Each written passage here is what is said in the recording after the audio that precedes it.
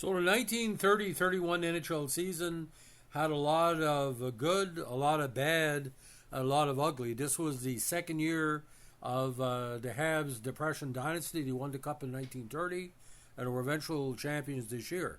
Now, this 14 campaign for the NHL featured 44 contests for each squad. Now, it went from November 30 to April 31. Now, 10 teams were in association that year with a whole bunch of drama in between. Now, the campaign, again, the 14th in the NHL. The Pittsburgh Pirates moved to Philadelphia and became the Quakers, while the Detroit team was renamed the Falcons. The Montreal Canadiens bet the Chicago BlackHawks 3-2 in the best-of-5 Stanley Cup Finals for the second consecutive Stanley Cup win. Now, the Great Depression was starting to take its toll on the association. In attempts to solve financial problems, the Pittsburgh Pirates moved to Philadelphia and became the Quakers, but it was nothing about the team to win games or fans. It was intended that the team stay in Philly only until a new arena was built in Pittsburgh. The arena was never built, and the team folded after 1 year in the new city. The state of Pennsylvania would be without an NHL team until the league doubled in size 36 years later, welcoming the Philadelphia Flyers.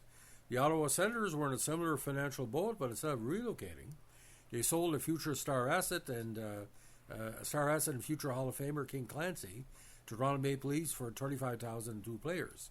Even after the sale of Clancy, the Senators' owners put the team up for sale for $200,000, although no bids approached anywhere near that figure. The team would suspend operations before the start of the next season.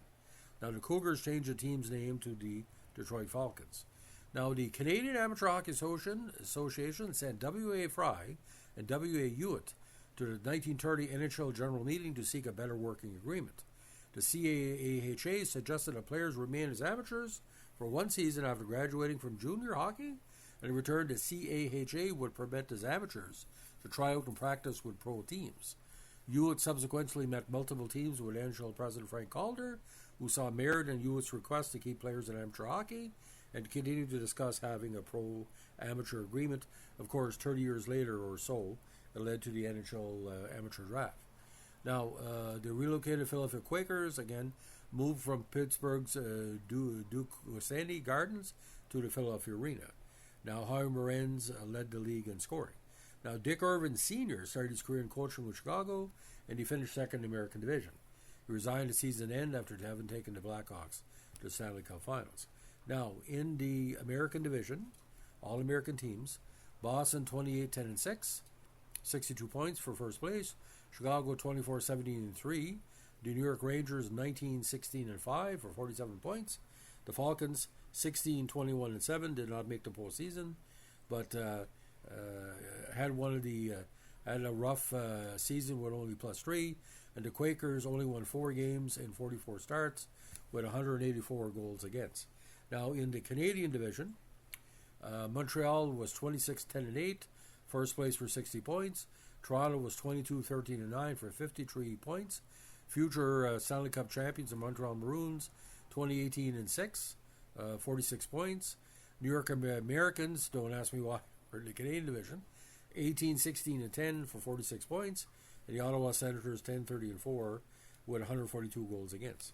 Now, on March 26, during the second game of the best-of-5 series between the Bruins and Canadiens, coach GM Art Ross of Boston pulled his goalie for an extra attacker while down 1-0 with 40 seconds left in the final period. The attempt was unsuccessful. This marked the first time in Stanley Cup play that a goalie was pulled for an extra attacker. Now, 2 modifications were made to the playoff format. The top 3 teams in each division still qualified for the playoffs. The 2 divisional winners met in the best-of-5 Stanley Cup semifinal series. The divisional second-place teams and third-place teams played off in a 2-game total goal series to determine the participants for the other semifinal, which was changed from a best-of-3 to another 2-game total goal series. The semifinal winners then played in the Stanley Cup Finals, which was expanded from a best-of-3 to best-of-5. Montreal had defeated Boston 2 straight the year before, after Boston had the best regular season record of all time. Now, in the first round, Chicago won by aggregate 4 goals-3, while the Rangers bet the Maroons 8-1. In the semifinals, the Canadiens outlasted Boston 3-2. while in the semifinals it was 3 games to 0 for Chicago. 3 goals to 0 for Chicago. In the final, Canadiens won 3 games to 2. Now the quarterfinals, first contest was 2-2 between the Blackhawks and Maple Leafs, while Chicago won the series and Game 2 2-1 in Chicago in overtime. Now in that contest, probably one of the biggest goals up to that time by Chicago, Stu Adams scored at 19:20 of the first overtime for the victory, with Charlie Gardner getting the win and Lord Chabot the loss. Now between the Maroons and the Rangers won the first game 5-1 at MSG. Then the Maroons at Montreal Forum lost 3-0. Now in the semifinals, very, very strong series. Boston won the first game 5-4 in overtime, with Montreal winning Game 2 and Boston 1-0. Back at the Forum, Montreal won 4-1 and had a chance to wrap up the series in Game 4, but it was the Bruins that triumphed 3-1. Now on April 1st, April Fool's Day, probably one of the better games in the Boston-Montreal rivalry. It came down to the great Wildor Larochelle scoring at 19 minutes in the first overtime after Cooney Weiland scored twice in the third period to tie it after the great Johnny Gagnon and Pit Lapine had scored. Recording. In the semifinal series between Chicago and the Rangers, Rangers lost 2-0 Chicago in the first contest, and blanked the Rangers 1-0 in Game 2. Now that's a very interesting match as well, because it was only one of the Cook brothers in the third period, 5:30, secured a win for Charlie Gagnon. Now in the Stanley Cup Finals, secured for Chicago. In the final series, the Blackhawks took an early 2-1 lead in a newly expanded best-of-5 Stanley Cup Finals, but the Habs came back and won the contest. The set 3-2 for the second consecutive Stanley Cup. Now, it's interesting to know 2 of the games were won by Chicago in heavy overtime.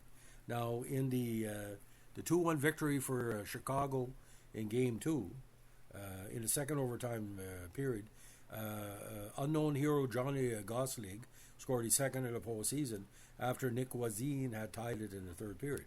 Now, in the triple overtime game, also won by Chicago, this was in the Forum, and some of the fans still remember this with unfondness. Johnny Gagnon and George Mantha scored to make it 2-0 after 2 periods, but Bush March and Stu Adams scored late in the third period at 16:20 and 17:07, and the game wasn't decided until Cy Wentworth scored in 13:50 of the third overtime at 53:50 in extra time to make it go. Now, George Hainsworth, of course, was the big winner. Now, a lot of people believe that Chicago was going to wrap it up in Game 4. They were leading 2-0 early in the first period, but then 2 goals by Johnny Gagnon and 2 by Pit Lapine settled the deal. And, of course, a shutout in Game 5 to give Montreal the second straight cup, with Howie Morin scoring the key insurance goal. He's only one in the postseason, with George Hainsworth getting the victory. Now, Howie Morin's won the Hart Trophy for the second time in his career in this campaign. Frank Boucher won the Lady Byng for the 4th straight year, while Roy Warthers won the Vezina Trophy for the one only time in his career. Now, Warthers, of course, the great goalie with the New York Americans, who basically stood on his head to allow the team to be extremely functional as a franchise. Now, the All-Star team that year, on the first team, Charlie Gardner in net, Eddie Shore and King Clancy on defense, Howie Morin's Bill Cook, Aurel Joliette, and the forward lines. And back then, the All-Star team included a coach. Lester Patrick took it. Tony Thompson in the second team for Boston, then Silvio Manta, Jing Johnson, Frank Boucher, Dick Clapper, Bud Cook, and of course Dick Irvin as the second All-Star coach. That year, Ebby Goodfellow almost won the scoring race for the Falcons. He had 48 points in 44 games. Charlie Conacher had 31 goals that year. Bill Cook had 30 counters, and over 20 goals to Ace Bailey, Nell Stewart, and Cooney Whelan. In the goalie race, ladies and gentlemen, Roy Werther's led with 18-16-10 record, a 161 average. Amazing, he lost 16 games. Charlie Gardner, 24-17-3. John Ross Roach for the Rangers, 189 average. George Haywood, 26-10-8. Tiny Thompson, 28-10-6. And Lauren Chabot for the Maple Leafs, 21-8-8. Coaches the American Division, Bruins, Art Ross, Chicago, Emil Everson. Jack Adams for the Falcons, Lester Patrick for the Rangers, and Cooper Smeaton for the Quakers. Cecil Hart for head coach for Montreal. Dunk Monroe and George Boucher for the Maroons. Eddie Gerard for the Americans. New Zealand, Dave Gill for the Senators. And Toronto, the great Art Duncan. Now, these are the list of notable players who had their first game in the NHL that year, including Art Chapman, Doc Romas, John Sorrell, Johnny Gagnon, Paul Haynes, Dave Kerr, Alex Levinsky, Bob Gracie. Last games in the NHL, Frank Frederickson, Bert McCaffrey, Joe Simpson, and Babe Dye. So, 1931 season, again, the rise of the Montreal Canadiens, the rise of the importance of the Boston Bruins and Chicago BlackHawks. So this was a preamble to the original six, some 36 years before.